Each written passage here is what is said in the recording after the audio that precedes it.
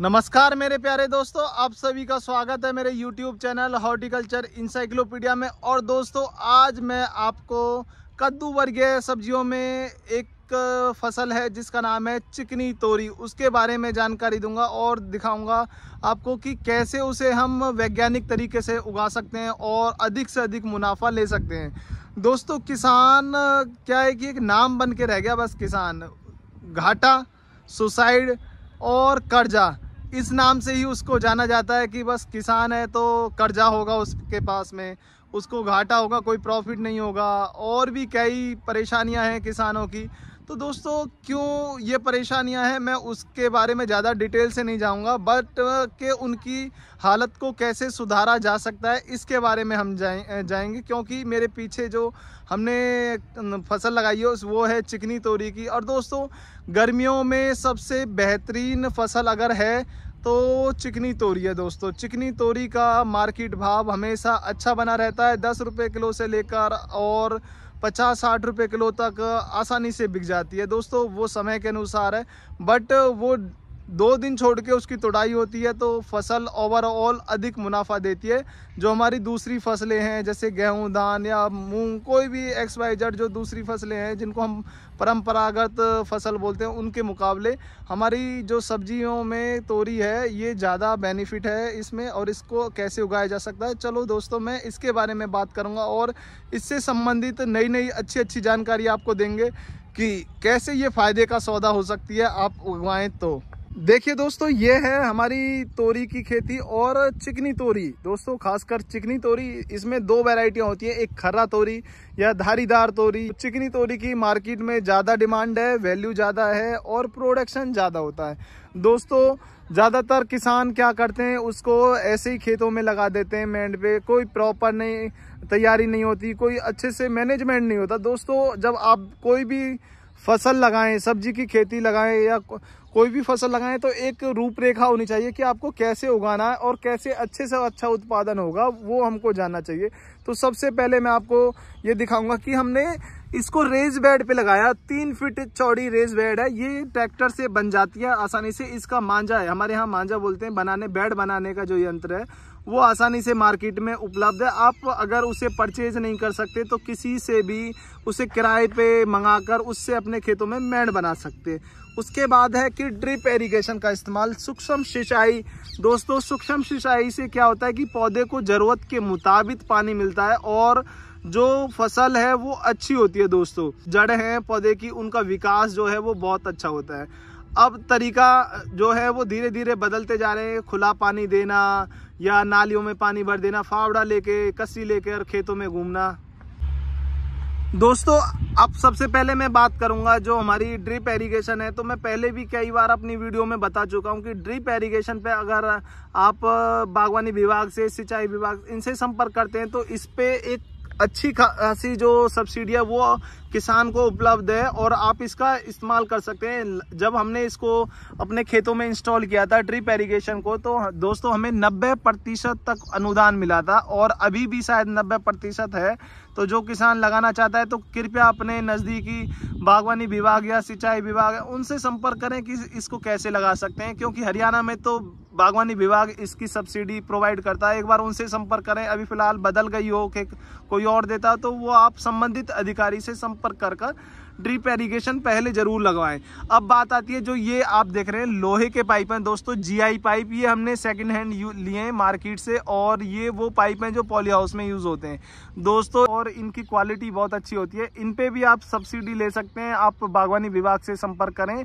जो स्ट्रक्चर होता है, ट्रेलिंग बोलते हैं, उस पे एक अच्छा खासा अनुदान है, उसको आप प्राप्त कर सकते हैं जब ये खेती करते हैं। अब बात करेंगे कि तोरी को कैसे लगाया जाए। दोस्तों सबसे पहले तोरी को जहां ड्रिप का सुराख होता है उसके आसपास लगाएं ताकि उसको अच्छे से पानी मिल सके। और पौधे से पौधे की दूरी, जब हम बेड पे लगा रहे हैं दोस्तों, पौधे से पौधे की दूरी लगभग 1 से लेकर 2 फीट रखते हैं दोस्तों। अब हमने 1 फीट रखी है। और एक और अच्छी बात बताऊं दोस्तों, अगर आप दिमाग से खेती करेंगे तो आपको कभी लॉस नहीं जाएगा, आप हमेशा फायदे में रहेंगे। तो आपकी जो समस्या है किसानों की, जो ज़्यादातर देखा जाता है कि उनको लॉस होता है, तो वो नहीं होगा। तो सबसे पहले आप तोरी को अपने सही तरीके से प्रॉपर मैनेजमेंट से लगाइए। अब एक काम हमने नहीं किया, जो हमें मल्चिंग पेपर बिछाना चाहिए था। मल्चिंग पेपर बिछाने से क्या होता है, जो बीच में खरपतवार होता वो नहीं होता और पौधे पर जो कीड़े हैं, बीमारियां वो कम लगती हैं।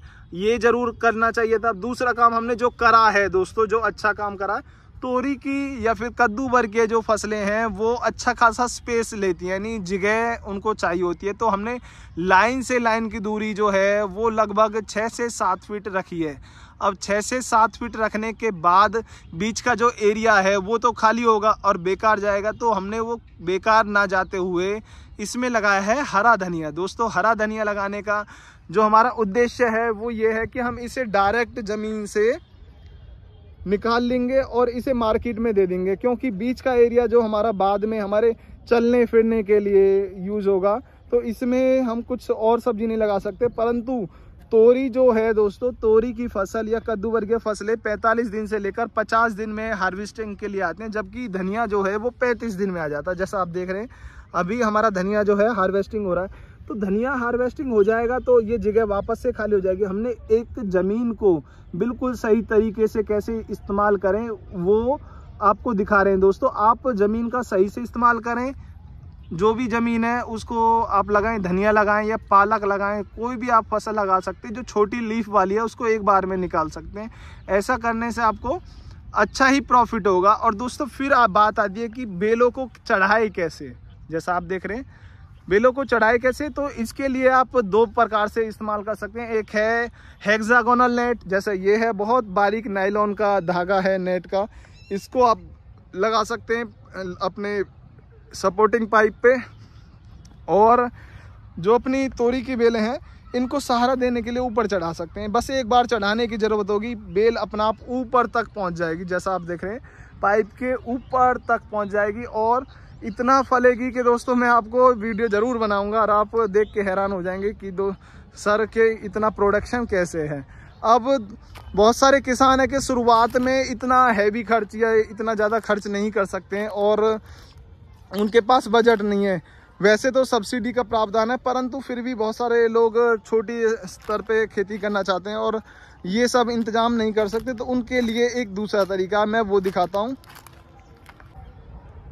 अब देखिए दोस्तों, मैं आपको अपने दूसरे प्लॉट के पास लेके आया हूँ। ये हमारा जो प्लॉट है ये है करेला का। और दोस्तों करेला हमने मल्चिंग पे लगाया हुआ है और बैम्बू स्टैकिंग की हुई है। और ये स्टैकिंग बिल्कुल डिफरेंट है जो अभी मैंने आपको तोरी की दिखाई। करेला भी एक कद्दू वर्गीय फसल है। कद्दू वर्गीय वो फसलें हैं जो गर्मी में फलती हैं और ठीक ठाक मुनाफा देती हैं दोस्तों। अब उन्हें लगाने का तरीका अलग अलग होता है। कई बार ज़मीन पे भी ऐसे छोड़ देते हैं फ्रीली, तो उनमें क्वालिटी इतनी अच्छी नहीं बनती। तो हमने इनको बांस लगाया। अब मैं बांस का आपको बता दूं दोस्तों, जैसा आप देख रहे हैं ये बांस लगभग 6 से 7 फीट का बांस हमने यूज़ करा। इसका हाइट आप ज़्यादा भी ले सकते हैं। क्यों ले सकते हैं ज़्यादा, कि अगर आपके पास स्पेस है तो आप बांस को 8 फीट लीजिए और लाइन से लाइन की दूरी 8 फीट लीजिए। जब आप 6 फीट ले रहे हैं ना बांस की हाइट, तो 6 फीट लाइन से लाइन की दूरी लें। और दोस्तों जहाँ पर हमने नायलॉन का नेट यूज़ करा था पीछे आपने देखा था, वहाँ पर अब हमने धागा यूज़ किया, वर्टिकल धागा और क्रॉस धागा करके अपने जो करेले की बेलें हैं उनको हम सहारा दे रहे हैं दोस्तों। मल्चिंग पेपर होने के साथ साथ हमने धागा इस्तेमाल किया, बांस यूज़ किया। दोस्तों मल्चिंग पेपर का भी बता दूं, 1 एकड़ में मल्चिंग का खर्चा लगभग 16,000 रुपये के करीब आता, 16 से 20,000। और ये भी सब्सिडी के अंदर आता है। 90 से लेकर 100% सब्सिडी मल्चिंग पे होती है। तो आप मल्चिंग पेपर भी लगा सकते हैं। ये मल्चिंग पेपर लगाने के लिए ड्रिप एरीगेशन कंपलसरी होता है दोस्तों। ड्रिप एरीगेशन से कितने सारे फ़ायदे हैं अब आप धीरे धीरे समझेंगे। अब क्या करना होता है कि दोस्तों मल्चिंग बिछाने के बाद बीच में एक होल किया जाता है। ये होल करने का तरीका बहुत आसान है। जो 2 इंच का पाइप होता है PVC का, उसको आप दांते नुमा काट कर नीचे और ज़मीन में जैसे ही मारेंगे ना, मल्चिंग के ऊपर मारेंगे, ये ध्यान रखें जो पाइप है ना वो साइड में हो, पाइप के ऊपर ना हो, तो ये पन्नी फट जाएगी। और पन्नी फटने के बाद उसमें एक होल हो जाएगा दोस्तों। उस होल में एक सीड आप बोएंगे और सीड उसमें से बढ़ेगा ऊपर और बेल बनेगा। जो आसपास खरपतवार उगती हैं दोस्तों, उनसे आपको छुटकारा मिल जाएगा, यानी वो खरपतवार नहीं उगेंगे। अब दोस्तों देखिए कितने बढ़िया करेले की बेलें हो रही हैं। ये लगभग जो है वो 35 दिन की हैं दोस्तों, और लगभग 20 दिन बाद इनमें जो फसल है वो निकलना स्टार्ट होगी, यानी करेले निकलना स्टार्ट होंगे। बीमारियां बिल्कुल नहीं है। अब जो मैं आपको बता रहा हूँ ना दोस्तों कि ये जो क्षेत्र है इसमें बांस जो लगे हैं वो लगभग 40 से 50 हज़ार रुपये के लगे हैं, और इसमें मल्चिंग पेपर जो है वो लगभग 15 से 20 हज़ार रुपये का लगा है, और धागे जो हैं लगभग 5 हज़ार रुपये के धागे लगे हैं। दोस्तों इन सभी का खर्चा अगर हम मिला देना तो लगभग 80 हज़ार समथिंग लगता है। लेबर का खर्च लगा के सबको लगा के 1 लाख रुपए के समथिंग आता है। दोस्तों ये वैसे अधिकतर हर स्टेट में सब्सिडी मिलती है, आप एक बार पता करें, मैं फिर से कह रहा हूँ पता ज़रूर कर लें, और आपको काफ़ी हेल्प मिलेगी सरकार से अनुदान के थ्रू। तो दोस्तों अब जब आप एक बार इनको खर्च करें ना तो आप सिर्फ मल्चिंग को छोड़कर, जैसे ये मल्चिंग है इसको छोड़कर बांस को आप अगले 2 साल तक इस्तेमाल कर सकते हैं, धागे को इस्तेमाल कर सकते हैं। और देखिए दोस्तों जो इसमें पैदावार होगी ना, आपको जो ओपन फील्ड में खाली नीचे ज़मीन पे फैले रहते हैं उनसे कई गुना ज़्यादा होगी। तो आपका जो प्रोडक्शन है वो ओवरऑल ऑलमोस्ट हाई होगा और आपका मुनाफा हाई होगा। दोस्तों तो आपको ये जो तरीका है खेती करने का वो कैसा लगा दोस्तों, उसके बारे में आप ज़रूर बता सकते हैं। वीडियो को ज़्यादा से ज़्यादा शेयर कर सकते हैं। अगर फिर भी इस खेती से संबंधित अगर आपको कोई जानकारी चाहिए तो वो आप हमसे ले सकते हैं हमारे व्हाट्सएप नंबर 9813131604 पर। दोस्तों धन्यवाद दोस्तों।